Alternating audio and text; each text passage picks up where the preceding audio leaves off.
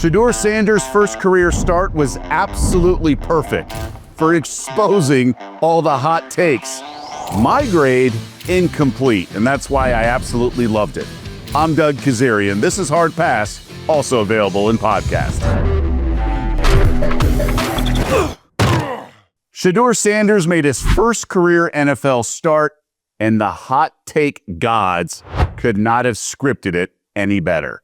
It was literally the perfect outcome for anyone who loves to highlight bad sports takes.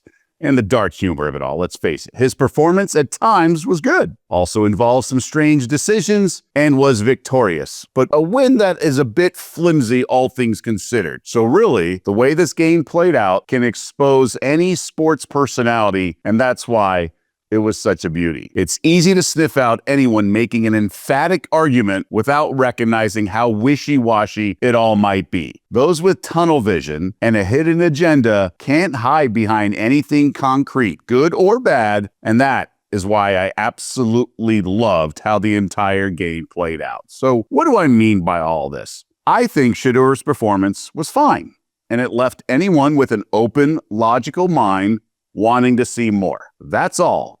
And that's okay. So in my eyes, it was a net positive. And then the fact that the Browns won, a cherry on top. The game unfolded very favorably for him from the start. He was never forced to play from behind, make certain plays, which is what you want with a QB making his first career start. However, I do think Fox's Emmanuel Acho was pretty fair and accurate. Shedeur Sanders, he was poised.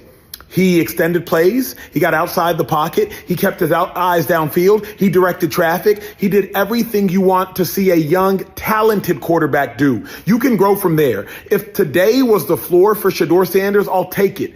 A 200-yard game, had a touchdown, one mistake, a mistake that will get corrected by multiple repetition. I will take it. Don't listen to the haters. Don't listen to the naysayers. It was an objectively good debut by Shedeur Sanders.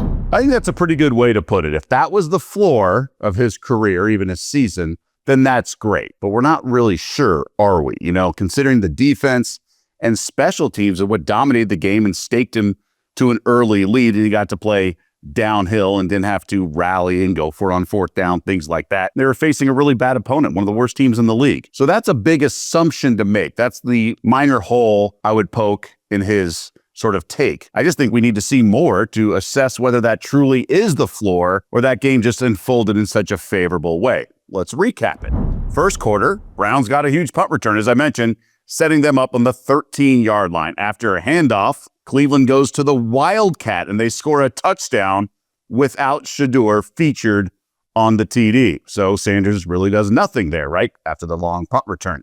Browns have a lead, 7-zip, plus the defense starts to dominate, completely exposing the Raiders' bad offensive line. And that was the key to the entire game, a total of 10 sacks for Cleveland. 7-zip lead, Sanders with his best play, flushed by a blitz, throws a perfect strike deep downfield, and that really highlights the limitations of what Dillon Gabriel was doing or not doing when he was playing. Gain of 52 yards. Next play, Wildcat again, Browns score 14-zip. Everything unfolding. So he had a nice throw, don't get me wrong, but now he just has to be a game manager because the defense is carrying them, which again is what you want from a rookie making his first career start. The one negative, this interception, extremely avoidable. Bad, right? Whatever. It happens, but it was a bad throw for sure. Sanders also demonstrated strong composure on the rollout to Jerry Jeudy, directing traffic a bit. Hits Jeudy, who was wide open, so he took something off the throw. Perfect. Of course, Jeudy botched it and fumbled, but that's not on Sanders. Of course, Dad was in attendance, not exactly blending in with the cowboy hat, but that's prime time. And he's a proud dad, as he should be, so all good there. After the win, Shedeur turned to his signature celebration of signaling his watches, but I felt his post-game presser was textbook. I'm just thankful to be out here, have the opportunity to be able to go and play. Go out there and play, go out there and start. Like, you don't know how surreal, that feeling is, knowing that you have the responsibility of the Browns organization on your shoulders, having all the fans, everybody in here arguing with each other online and everything. Everybody have their differences about me. It is what it is. But I'm just thankful I'm here before y'all, today. And hopefully we clear the little stuff up. But we have a long way to go, a long way to grow, and I know it's only one way, and the only way's up. That was awesome. That was endearing. You could tell he caught himself in a moment trying to express just how amazing it felt to achieve his dream and start in the NFL as a quarterback. I really felt that was authentic there. But we can't just leave it at that, can we? We can't. That's just not what we do in the sports world, right? Of course not. The conspiracy theorists continued to insist that Browns head coach Kevin Stefanski does not like Sanders. Now, Dylan Gabriel's looked bad, okay, for weeks. And a concussion is the only reason Sanders got this opportunity, right? But some complained about running the Wildcat in the red zone, like it was depriving Sanders of another touchdown pass. But again, those people are exposed. That's the beauty of this game. Stefanski has been running the Wildcat over the past month with Gabriel as well, especially in that win over Miami in the elements there at home. Stefanski was asked whether Sanders is now the starter, given how he played, the win, even when Gabriel is cleared from concussion protocol. To get into that, Chris, obviously, proud of him and proud of this offense, and there are a ton of things to learn from, but I'm just going to, worry about today. So Stefanski dodged the question, which I think is totally fair and smart, right? First, he didn't want to take away from the win and the spotlight that comes with Sanders, everything. But also, if he's benching Gabriel, he didn't want the rookie to find out that way. And if he's benching Sanders, same reason. Didn't want them to find out through the media. He wanted to tell them one-on-one. So I felt that was a fair response and not an indication that he dislikes Shedeur Sanders. Social media had a field day, though, with all the hoopla surrounding Sanders' first career start. So it's time now for a heat check. Cowboy, this hot boy Keist, Kevin Stefanski, every time Shedeur makes a big play, and it was Barkley, a montage of Barkley images and video, which was pretty funny. Matthew Cherry, if Stefanski goes back to Dylan next game, Cleveland literally might riot. I hope that's not the case, but that is a humorous tweet because I guess they're behind Sanders and how he played in this game. Now, let's face it, this Stefanski speculation is not going away. Many had issues with how he only momentarily mentioned Shedeur in the locker room speech, right? Everyone comes in the locker room, they're all fired up off the win. But he made Shedeur playing in his first career start like an afterthought, grouped him with other guys who maybe made a play or two, like a receiver and a tight end, while making a big production and handing out the game ball to his stud defensive lineman, Myles Garrett. Huge play, huge play. Harold making a big play, and then another rookie making his first start. Nice job, Shedeur. Well done. There's that old saying, save the best for last. How about that fucking defensive performance?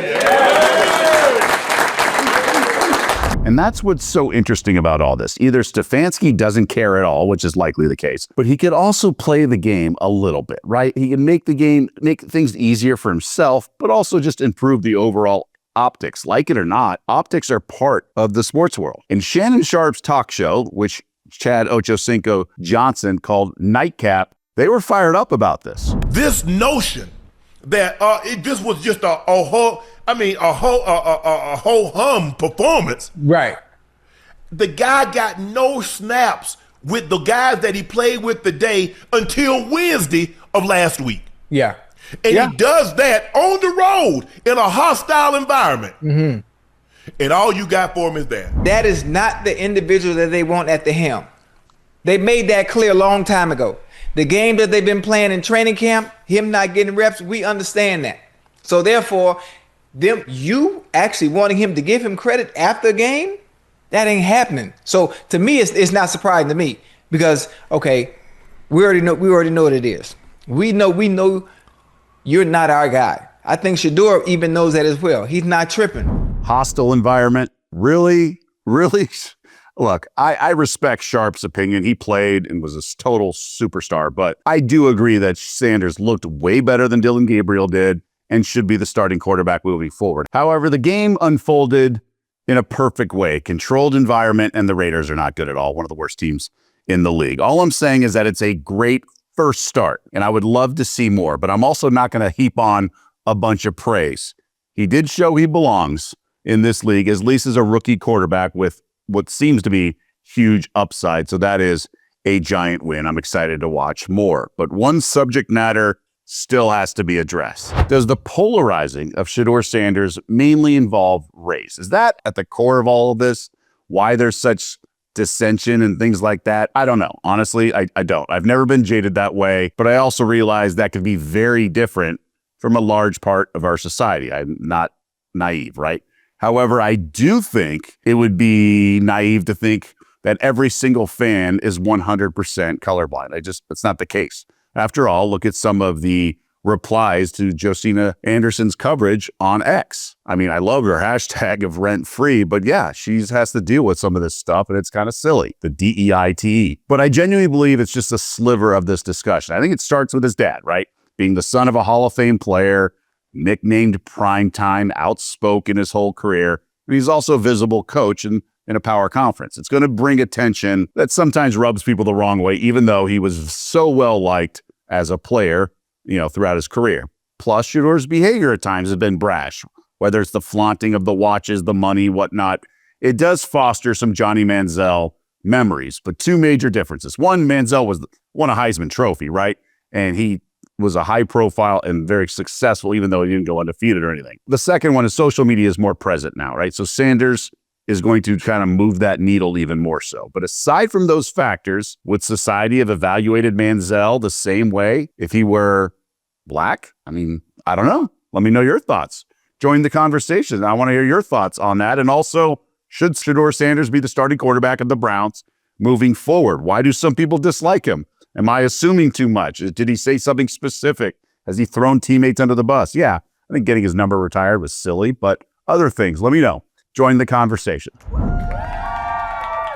Time now for fans in the stands, and this is when I get to respond to some of the comments in our most recent episodes. Our audience, which is our fans in the stands. Don't forget to please like and subscribe. The show really helps us with the analytics. It's the currency in this YouTube world. And also weigh in, join the conversation. Let us know what you think of the most recent episode, the topics, and also what you want to see more of, less of, random questions, suggestions, you name it. We welcome all feedback. First comment that I want to highlight is from Sean Scott. This goes back to Draymond Green interacting face-to-face with a Pelicans courtside fan, basically about where do you draw the line with verbiage from the fans. Obviously, cuss words, things like that are different. And he says, you know the magic words, topics that can't be used just as well as any other grown man should. I do, but in the heat of the moment, with a guy like Draymond, how do you know what's going to set him off? I understand insulting someone, but isn't heckling to a certain degree always going to involve some form of insult? I don't know. I just think the intimacy of the fans being right there on the court really puts a super fine line about where things could stand and how they could escalate so easily. So obviously cheering for your own team and making noise during free throws, fine. We get all that. And that's obvious, like, Sean was saying. But I think certain things might set off somebody, especially you don't know what kind of day they're having, what's been going on in the game, if he's already getting into it with refs or the opponent. And the ramifications of that extreme outcome are really scary because I brought up the Malice in the Palace in that recent episode. So I don't think it's as simple as, oh, you should know what the words are. I just think it can get out of hand very easily. And really, everyone has their own sort of barometer or gauge. So that's something to keep in mind. Next comment is from Scrolling Around, talking about the Chiefs and being favorites of the referees, or maybe the league wants to see them succeed and go deep in the playoffs. Love that team while coming up, despite obvious favoritism. But 2 years ago, I noticed and started to root against them. And by week 7 last year, I stopped watching Chiefs games over refs. Some people are disgusted with that. Now, I'm not in that category, but I do know that the optics matter. And if the Chiefs and Mahomes are going to get a bunch of calls, I actually think against the Colts on Sunday, they actually got no calls. Indy got a bunch of calls. So that was at least refreshing to see. And KC still overcame that, their own penalties and got the W in overtime. So, if that's the narrative, sometimes, where there's smoke, there's fire, or just optics are bad when it's negative optics. So something to keep in mind for the NFL, big picture wise. That's going to do it for this edition of Hard Pass. We always appreciate you joining and getting involved in the comments and engaging with me. I will continue to point out some comments and respond, but always I will be responding on the YouTube page.